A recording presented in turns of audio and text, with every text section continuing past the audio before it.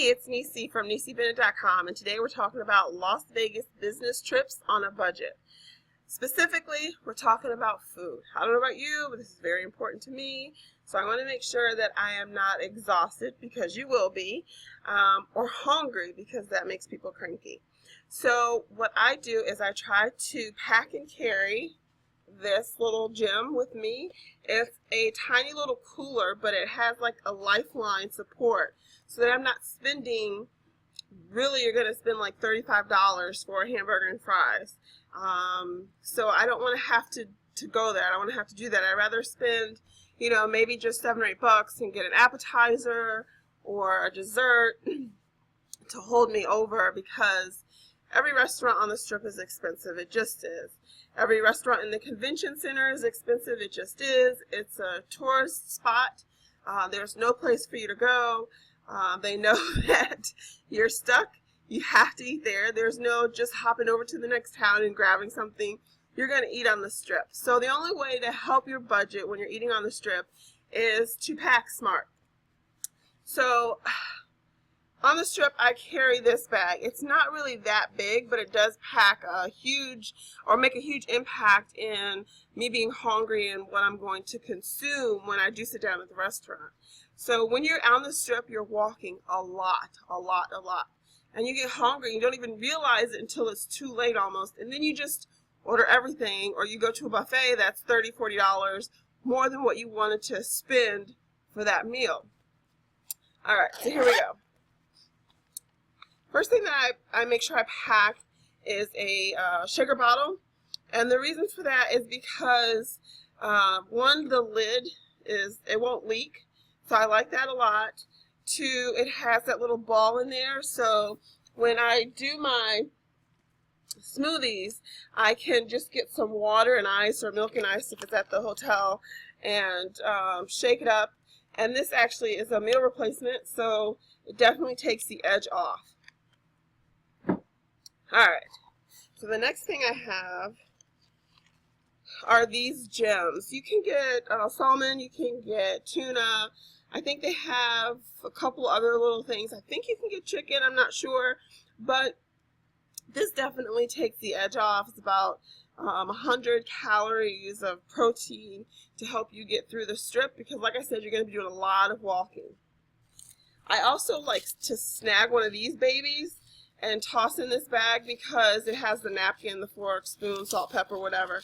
And I just put a little bit of salt and pepper into this packet, and I'm good to go. All right. So granola bars are good too. I would be careful on the type of granola bar you pick. If you pick one that has chocolate, remember Las Vegas is hot most of the time, so you will probably have a hot mess if you have a granola bar that has chocolate in it. Alright. Peanut butter, great way to get that blood glucose level up. It's a quick and easy way to kind of, give you an extra push for a couple of hours in between meals, or whatever the case may be.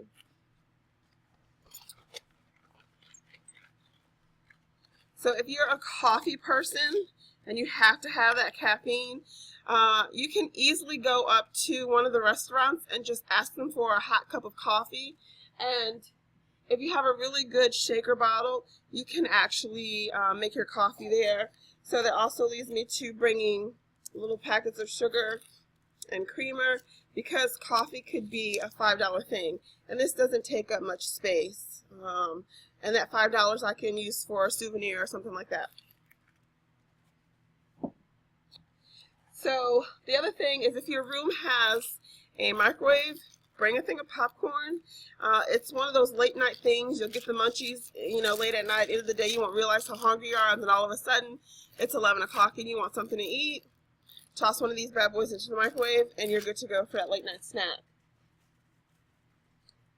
You definitely want to keep a Ziploc bag or two to kind of hold all your things so they don't spill over or anything like that. I also keep tea and like a little packet of honey, and then I sometimes will have this, sometimes, not always because it's liquid, and I don't want it to burst. It would definitely go in that Ziploc bag to make sure I didn't get it everywhere. So I know that this is about food, but these are also some of my favorite Don't Leave Home Without It that I keep there as well. So I try to get these little packets of Aleve or Advil because I don't want to carry around a whole bottle. I just know that if something comes up, I have this that I can take. It's a single dose, and it'll do enough good to get me back to my hotel room so that I can get the bottle that I have in my travel bag. The next thing I try to take is like cold and flu. This is one that you drop into the hot water because a lot of times you're around so many people with germs and cooties. You've been on the airplane, all that other stuff. You don't know what you're picking up. Jet lag will do it. If I don't have one of these, I'll have Alka-Seltzer.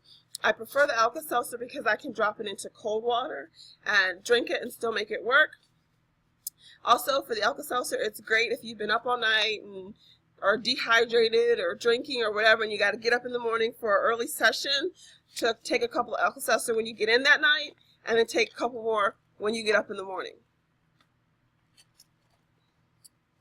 If you're like me and you suffer from allergies, I would go ahead and, like 2 days before, start an allergy regimen and just go ahead and get it built up in your system. And the reason for that is by the time you change climates and atmospheres and everything else, your allergies will definitely kick in. There's a lot of smoking in Vegas, so like me, I have an allergy to smoke, so this definitely kind of takes the edge off.